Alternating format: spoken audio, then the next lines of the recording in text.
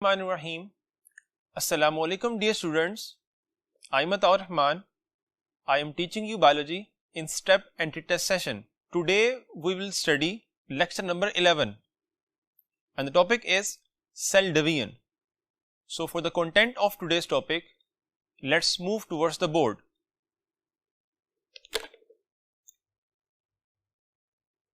First content of today's topic is cell cycle. And within cell cycle, we discuss interphase, further subphases of interphase G1, S, G2 phase, and then mitotic phase, and last में cytokinesis, then detail of mitosis, and within mitosis, process of mitosis, and significance of mitosis. Mitosis के बाद जो second type है division की वो meiosis है. And within meiosis, we discuss process of meiosis and significance of meiosis. So first content is cell cycle. So to understand the cell cycle, हम एक question देखते हैं and question is cell cycle is a sequence of changes which involve alpha is period of growth, beta is replication of tissue, Charlie is period of no metabolism and delta is replication of organ. अब इन 4 option में एक option correct है and that is alpha कि cell cycle period of growth है. इसके अलावा और कौन से इवेंट है सेल साइकिल के कि सेल रेप्लिकेट करता है अपने डीएनए को, सेल साइज में ग्रो करता है और फिर डिवाइड कर जाता है. इन तमाम इवेंट्स को हम कोलेक्टिवली सेल साइकिल कहते हैं और इसको फर्दर फेजेस में डिवाइड किया जाता है. फर्स्ट फेज इंटरफेज है. सो सेल साइकिल की फेजेस को अंडरस्टैंड करने के लिए एक क्वेश्चन देखते हैं and the question is cell cycle comprises of how many phases. Alpha is 1, beta is 2, Charlie is 3, delta is 4 and the answer is 2. 1 is the interphase, second is the M phase या उसे हम कहते हैं mitotic phase and the interphase is further divide into 3 phases. One is the G1 phase, second is S phase and third one is G2 phase and M phase is the dividing phase.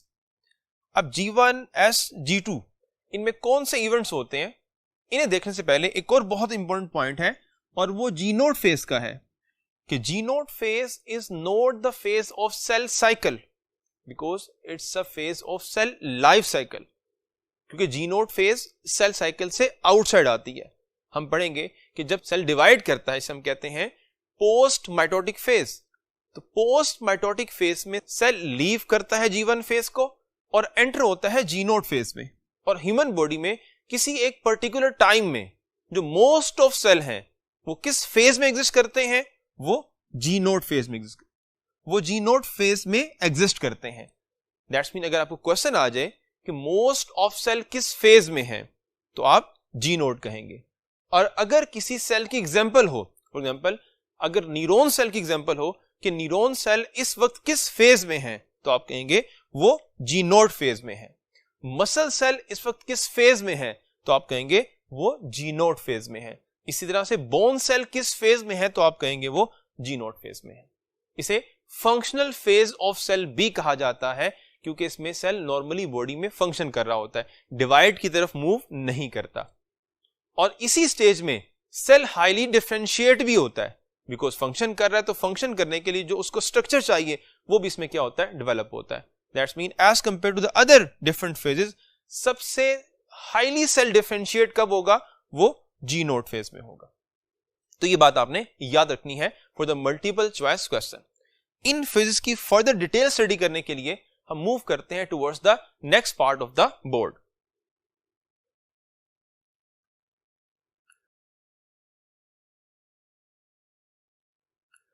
Further discussion से पहले एक question है, the period of cell cycle between blank consecutive division alpha 1, beta 2, Charlie 3 and delta 4.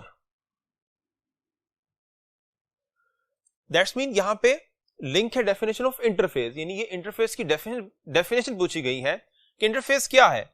So interface is a gap between two consecutive division.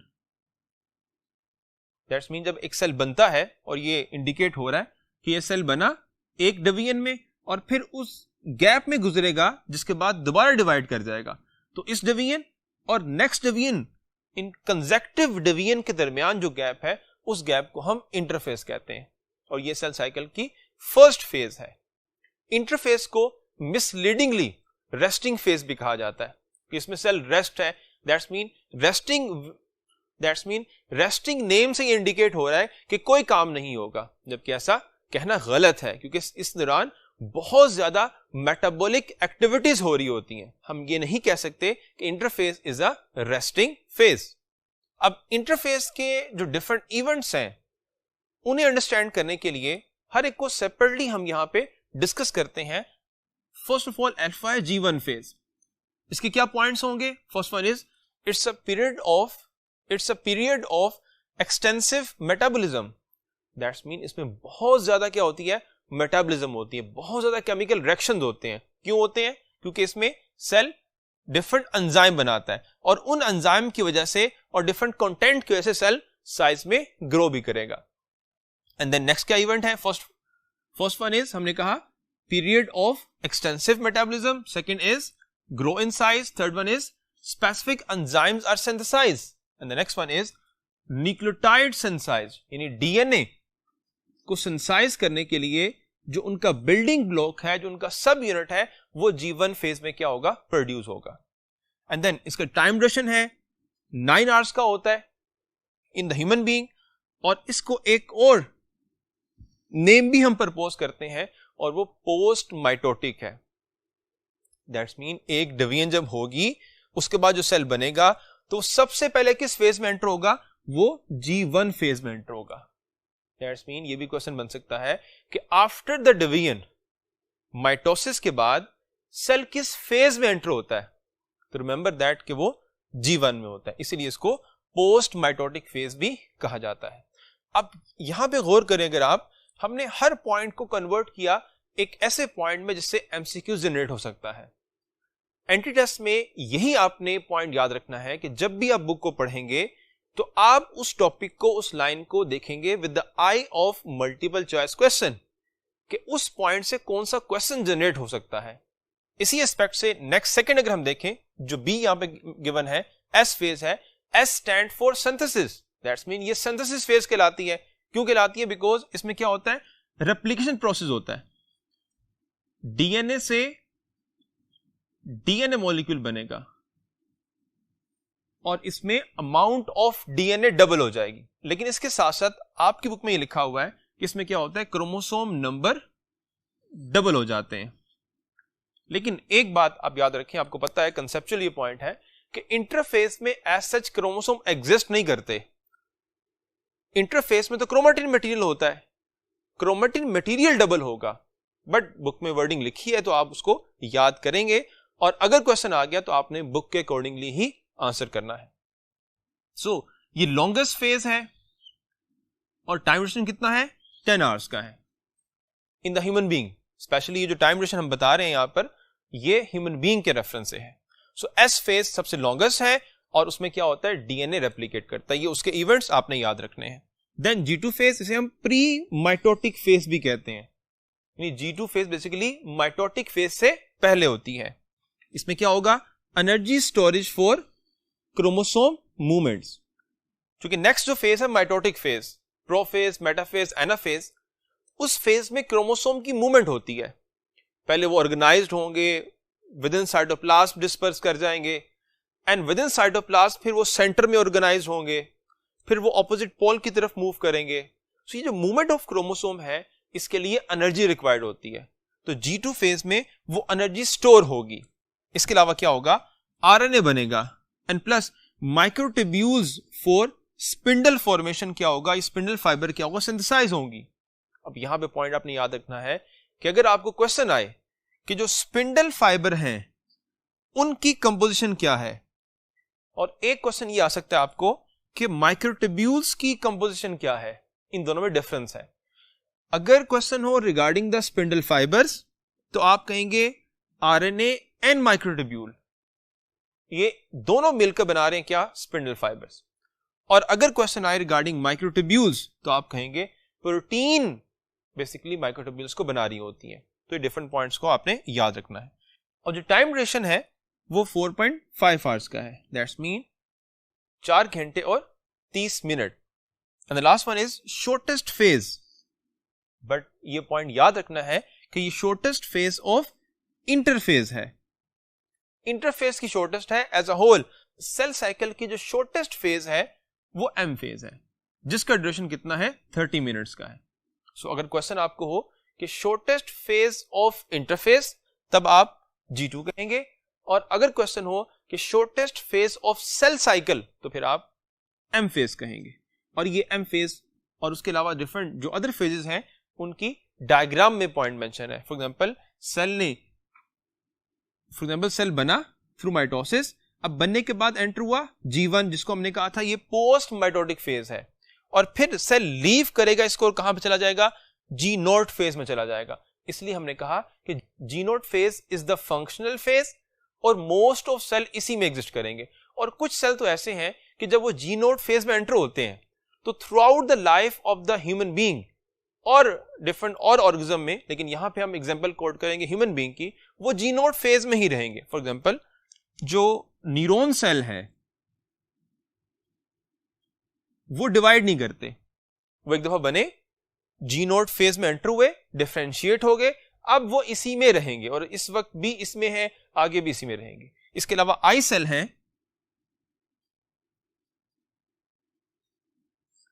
वो भी G0 phase में ही है। और बहुत सारे एग्जांपल भी हैं, लेकिन आपकी बुक में 2 एग्जांपल गिवन है, neuron cell and the eye cell. उसके बाद अगर बाकी जो सेल्स को देखें हम, फॉर एग्जांपल एपिथेलियल लाइनिंग के सेल्स हैं या कुछ और डिफरेंट बॉडी के सेल्स हैं, वो G0 फेज में है, लेकिन जब उनको सिग्नल दिया जाएगा, जब उनको केमिकली स्टिमुलेट किया जाएगा, तो वो G0 फेज को लीव करेंगे, एंटर होंगे G1 में, और फिर G1 में ये सारे इवेंट्स करेंगे and then enter within S phase. S phase से further G2 phase, G2 phase से डिवाइड करेंगे, 2 सेल बनेंगे और फिर वो एंटर हो जाएंगे अगेन G1 से लीव करके G0 फेज में। नॉर्मली हमारी बॉडी में होता है।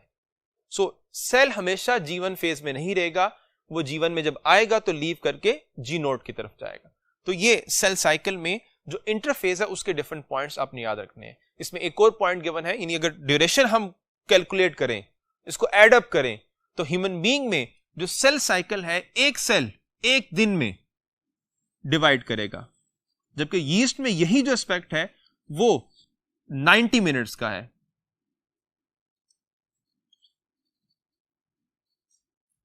वन डे वो ह्यूमन सेल के रिगार्डिंग था, यीस्ट में 90 मिनट्स में ये सारे इवेंट्स जो है वो हो जाते हैं। तो इन तमाम पॉइंट्स को आपने याद रखना है, सो दैट क्वेश्चन आए तो आप उनको अटेम्प्ट कर सकें। इंटरफेस के बाद जो नेक्स्ट डिफरेंट फेजेस हैं सेल साइकिल की, उन्हें स्टडी करने के लिए हम मूव करते हैं towards the next part of the board.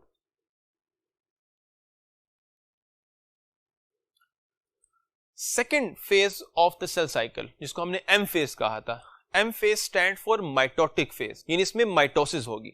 And what is the definition of mitosis? इसमें क्या होता है, एक सेल डिवाइड करता है और 2 सेल बनाता है, यानी हम कहते हैं this one is the parental cell और ये 2 क्या है, डॉटर सेल है। सो एक पेरेंटल सेल डिवाइड करेगा और 2 डॉटर सेल बनाएगा, लेकिन उसमें क्या इवेंट होगा कि अगर इसमें सपोज दैट हम कहते हैं कि 40 क्रोमोसोम है, तो डॉटर सेल में भी क्या होगा, 40 क्रोमोसोम ही एग्जिस्ट करेंगे।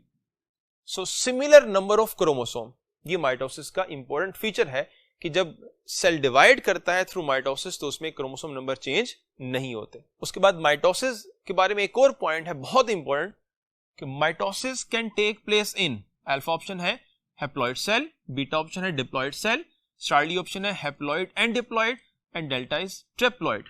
तो रिमेंबर दैट माइटोसिस के लिए कोई स्पेसिफिक कंडीशन रिक्वायर्ड नहीं है, कि माइटोसिस बाउंड नहीं है कि सेल मस्ट बी डिप्लॉइड और सेल मस्ट बी हैप्लॉइड, दोनों सेल में माइटोसिस हो सकती है। तो इसका आंसर होगा चार्ली, हैप्लॉइड सेल और डिप्लॉइड सेल। ट्रिप्लॉइड सेल इसलिए नहीं बिकॉज नॉर्मली डिफरेंट जो एग्जांपल्स हैं लिविंग थिंग्स में, नॉर्मल सेल ट्रिप्लॉइड नहीं होता मोस्ट ऑफ लाइफ में, एक्सेप्शंस हैं लेकिन मोस्ट ऑफ लाइफ की हम बात कर रहे हैं। अब इसमें अगर एग्जांपल देखें कि कौन सा डिप्लॉइड सेल है जिसमें माइटोसिस होती है और कौन सा हैप्लॉइड सेल है जिसमें माइटोसिस होती है।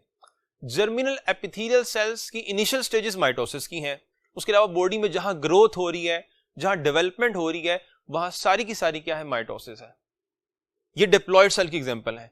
हैप्लॉइड की एग्जांपल अगर हम देखें तो फंजाई हमने पढ़ा था कि मोस्ट ऑफ द टाइम में फंजाई अपने लाइफ में मोस्ट ऑफ टाइम में हैप्लॉइड रहती है। फंजाई डिप्लॉइड होती ही तब है जब उसमें सेक्सुअल रिप्रोडक्शन होती है। तो फंजाई के हाइफी कैसे डिवाइड करेंगे, फिर थ्रू माइटोसिस डिवाइड करेंगे।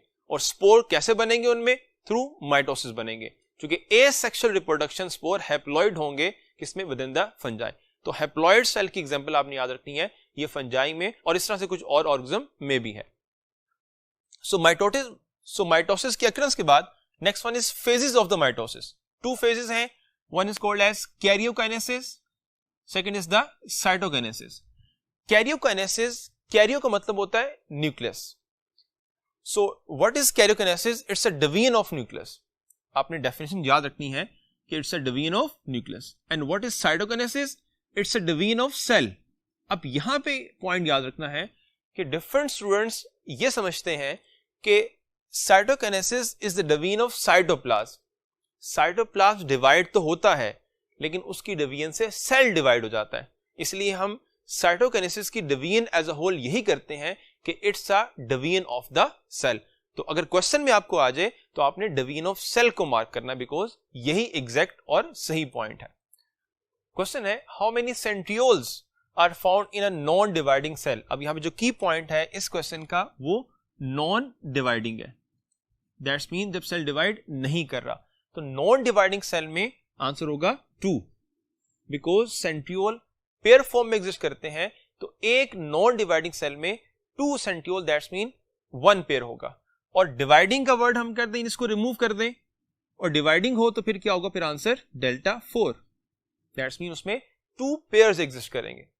एक सेंट्रियोल इस तरह से होता है पेयर, एक पेयर यूं एग्जिस्ट करता है और सेकंड पेयर क्या होता है, यूं एग्जिस्ट करता है। तो ये पॉइंट हो गया रिगार्डिंग द सेंट्रियोल। और एक और इंपॉर्टेंट पॉइंट कि सेंट्रियोल वो ऑर्गेनेल है जो within the cell bipolarity के रिस्पॉन्सिबल है, यानी सेल में जो 2 एंड्स जनरेट होते हैं ड्यूरिंग द माइटोसिस और ड्यूरिंग मियोसिस, उसकी रिस्पॉन्सिबल ऑर्गेनेल कौन है, तो वो भी क्या होगी, सेंट्रियोल होगी। सेकंड एक और क्वेश्चन है how many sets of microtubules originate from each pair of centrioles. यानी जब सेंट्रियोल डुप्लीकेट होगी and just start of prophase या ऑपोजिट एंड की तरफ जाएगी, तो वहां पर जब पहुंचेगी तो उससे कितने सेट ऑफ माइक्रोट्यूब्यूल्स ओरिजिनेट होंगे, सिंगल की बात की जा रही है। तो आंसर इसमें आएगा अल्फा 3। एक सिंगल सेंट्रियोल पेयर से 3 सेट क्या होते हैं, ओरिजिनेट होते हैं, ऑर्गेनाइज होते हैं। And as a whole cell में कितने सेट फिर ऑर्गेनाइज होंगे, एज अ होल सेल में दोनों सेंट्रियोल पेयर से 6 सेट ऑफ माइक्रोट्यूब्यूल्स क्या होंगे, ऑर्गेनाइज होंगे। 3 वन साइड पे और 3 दूसरे एंड के ऊपर। और वो क्या होते हैं, वो बेसिकली एस्टर होते हैं और स्पिंडल होते हैं। इन एस्टर और स्पिंडल में आपने पॉइंट याद रखना है कि वो फाइबर जो रेडिएट आउटवर्ड होगा वो एस्टर है और ये वन सेट होगा। और आउटवर्ड का मतलब यहां से देखें डायग्राम में कि दिस वन इज सेंट्रियोल, तो बाहर की तरफ यानी टुवर्ड्स सेल मेम्ब्रेन। इनवर्ड का मतलब टुवर्ड्स साइटोप्लाज्म है, लेकिन यहां पे outward that's mean towards cell membrane. Second spindle है, स्पिंडल के 2 पॉइंट हैं। फर्स्ट ऑफ ऑल इसमें कितने सेट होंगे, 2 सेट होंगे। सेकंड इज ये रेडिएट करेगा inward, that's mean towards the cytoplasm. और इसमें फर्दर टाइप्स हैं। One type is called as kinetochore, यानी स्पिंडल जो इनवर्ड रेडिएट हो रहे हैं इनमें से कुछ को हम किनेटोकोर कहेंगे, और ये वो फाइबर होंगे जो बाइंड करेंगे किनेटोकोर रीजन के साथ। और सेकेंडली पोलर माइक्रोट्यूब्यूल्स, ये वो ट्यूब्यूल्स हैं जो दूसरे एंड से आने वाले, फॉर एग्जांपल यहां भी एक सेंट्रियोल पेयर है, यहां से आने वाले फाइबर के साथ जो अटैच होंगे उन्हें हम कहेंगे पोलर माइक्रोट्यूब्यूल्स। और बुक में एक स्पेसिफिक वर्ड यूज किया गया है कि पोलर माइक्रोट्यूब्यूल्स बेसिकली इंटरडिजिटेट होते हैं। डिजिट्स का मतलब होता है फिंगर। अगर अपनी फिंगर को यू ऐसे पेनिट्रेट करें तो हम इसे कहते हैं इट्स अ इंटरडिजिटेट्स, तो they are called as the polar microtubules. So ये पॉइंट आपने याद रखना है। और इनको कलेक्टिवली हम कहते हैं माइटोटिक ऑपरेटर्स, जिसमें दो कंपोनेंट होंगे, one is the aster, second is the spindle. अब एस्टर और स्पिंडल, इनकी कंपोजिशन क्या है? They are made up of microtubules and plus small amount, trace का वर्ड है, ट्रेसेस ऑफ आरएनए, यानी बहुत कम अमाउंट में आरएनए एग्जिस्ट करेगा। So this is the mitotic operators. Division को फर्दर पढ़ने से पहले टू इंपॉर्टेंट पॉइंट्स हैं जिनको आपने क्लियर करना है, जिसमें से एक क्रोमेटिन है and second is chromosome. Chromatin हम कहते हैं कि fine thread like structure within the nucleus of non dividing cell, यानी जब सेल डिवाइड नहीं कर रहा तब सेल में क्रोमेटिन ऑब्जर्व होगा, और कैसा होगा? फाइन थ्रेड लाइक स्ट्रक्चर होगा। And what is chromosome? Thin thread होगा इनिशियली थिन थ्रेड होगा। कितनी थिकनेस होगी? 0.25 माइक्रोमीटर से 50 माइक्रोमीटर, और ग्रेजुअली थिक होगा, और फिर जब थिक होगा तो हम कहेंगे फाइनली वो क्या है? वो ये क्रोमोसोम है। और इस एक क्रोमोसोम में इसके दो क्रोमेटिड है एंड इन्हें कहते हैं, they are called as sister chromatids. That's mean एक क्रोमोसोम के पास दो सिस्टर क्या होंगे? क्रोमेटिड जो है वो एग्जिस्ट करेंगे।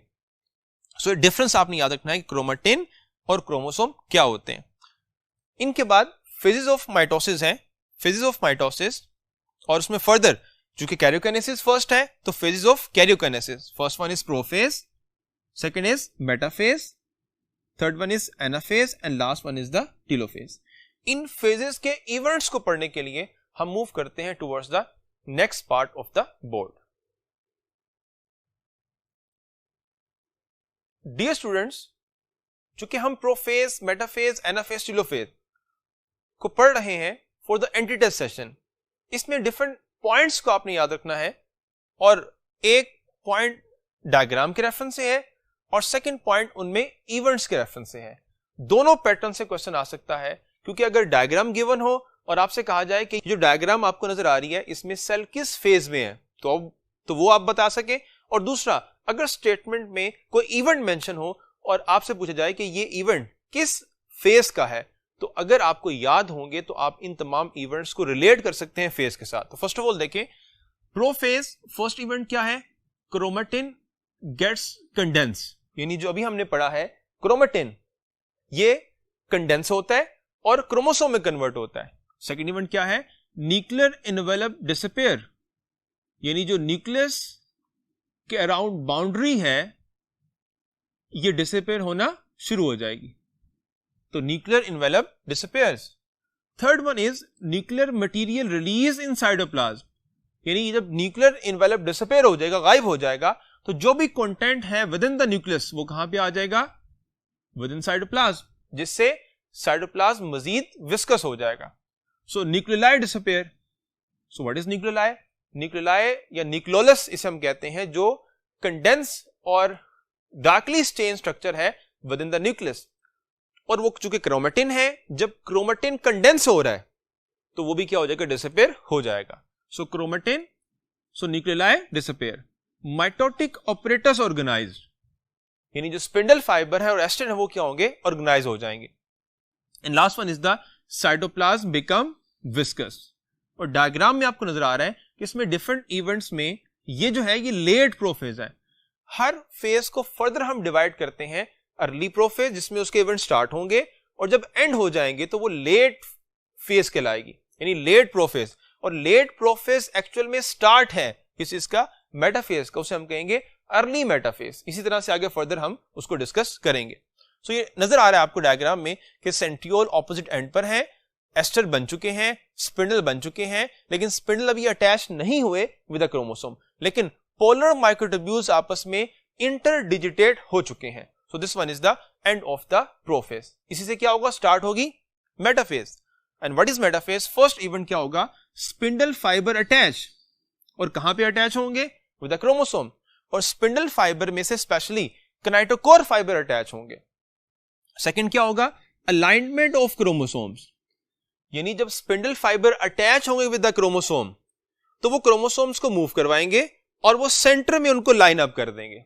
सो अलाइनमेंट ऑफ क्रोमोसोम, एंड इसी को कहेंगे वो क्या है, वो मेटाफेज प्लेट है। यानी ये सेंटर में क्या होगा, क्रोमोसोम ऑर्गेनाइज होंगे। अब अगर ये ह्यूमन सेल हो तो इसमें कितने क्रोमोसोम ऑर्गेनाइज होंगे, तो आंसर है 46।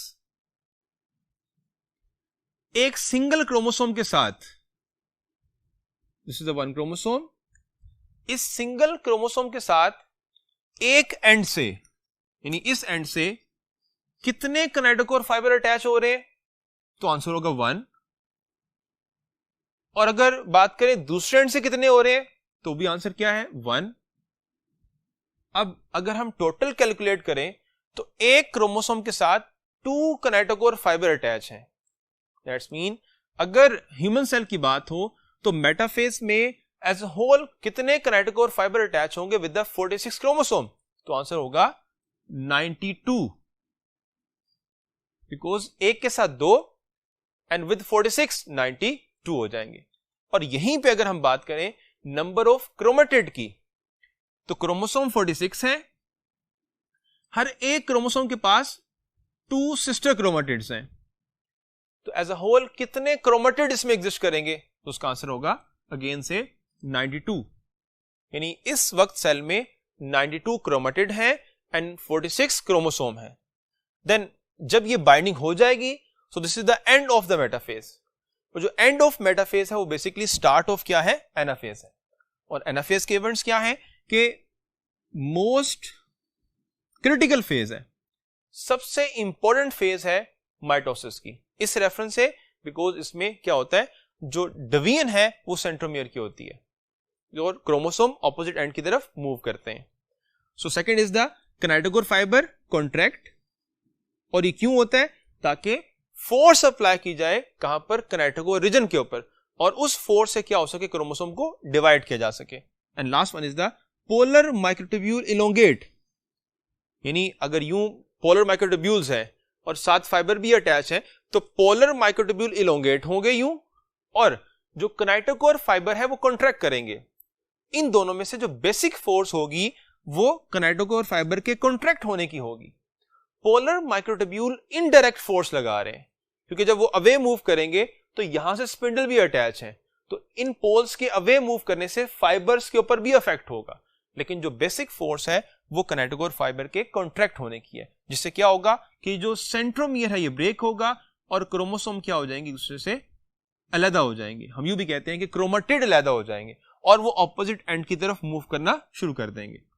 सो polar microtubules elongate and kinetochore fiber contract and chromatid move towards the opposite pole.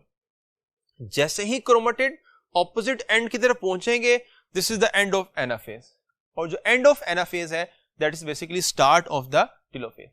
और telophase के बारे में बहुत इंपॉर्टेंट पॉइंट है, it is just opposite to the prophase, यानी जो इवेंट हमने प्रोफेज के पढ़े थे ये उसके बिल्कुल ऑपोजिट है। इसमें क्या होगा, माइटोटिक ऑपरेटस डिसऑर्गेनाइज हो जाएगा, इसके अलावा न्यूक्लियर इन्वेलप दोबारा से ऑर्गेनाइज हो जाएगा, क्रोमोसोम डीकंडेंस हो जाएंगे और एक सेल में क्या होगा, 2 न्यूक्लियस बन जाएंगे। इसलिए हम कहते हैं कि this is just opposite to the prophase. So जैसे ही टेलोफेज के इवेंट एंड होंगे और एक सेल में 2 न्यूक्लियस बन जाएंगे, इससे क्या होगा, साइटोकाइनेसिस स्टार्ट हो जाएगी and cytokinesis is the division of cell. So to discuss cytokinesis हम मूव करते हैं towards the first part of the board.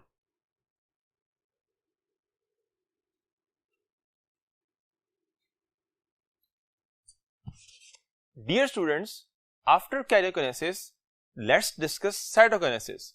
Cytokinesis is the division of cell, and to understand cytokinesis in plant and animal cell, let's discuss a question. Cytokinesis in animal cell is initiated by alpha is ester, beta is spindle fibers, Charlie is actin and myosin, and delta is contractile ring. So इस question में जो first option given है aster, this is the right option, because animal cell में at the end of the telophase जो astral fibres हैं they send signal towards the cell membrane, तो इसलिए initiate by the aster. अब aster में आपने ये पॉइंट अंडरस्टैंड करना है कि एस्टर होते क्या है, बेसिकली सेंट्रियोल पेयर फॉर्म में और कुछ माइक्रोट्यूब्यूल्स इनसे आउटवर्ड रेडिएट्स होती हैं, इनको कलेक्टिवली हम एस्टर कहते हैं और इन फाइबर्स को हम एस्ट्रल फाइबर कहते हैं। सो ये पॉइंट याद रखना है। उसके बाद नेक्स्ट एक्टिन एंड मायोसिन के बारे में पॉइंट है। कब ये आंसर होगा? ये उस वक्त होगा कि एस्टर फाइबर किसको इनिशिएट करेंगे, किसको एक्टिवेट करेंगे, या फिर कंडक्टाइल रिंग किन प्रोटीन से मिलकर बनता है, तब आप आंसर करेंगे एक्टिन एंड मायोसिन। और एनिमल सेल साइटोकिनेसिस में जो क्लीवेज फोरस है वो कौन बनाएगा? तो फिर आंसर होगा delta contractile ring, because actin and myosin protein जब यहां एक्टिवेट होंगी तो ये इनसाइड मूव करेंगी मेम्ब्रेन, जिससे क्या होगा, क्लीवेज फोरस यहां बनेगी और फिर एनिमल सेल 2 में डिवाइड कर जाएगा। और उसमें एक बहुत इंपॉर्टेंट पॉइंट है, जो प्लांट और एनिमल सेल का डिफरेंस भी बनता है, क्योंकि एक टॉपिक आपका है एंटीटेस्ट का, प्लांट और एनिमल सेल में डिफरेंस।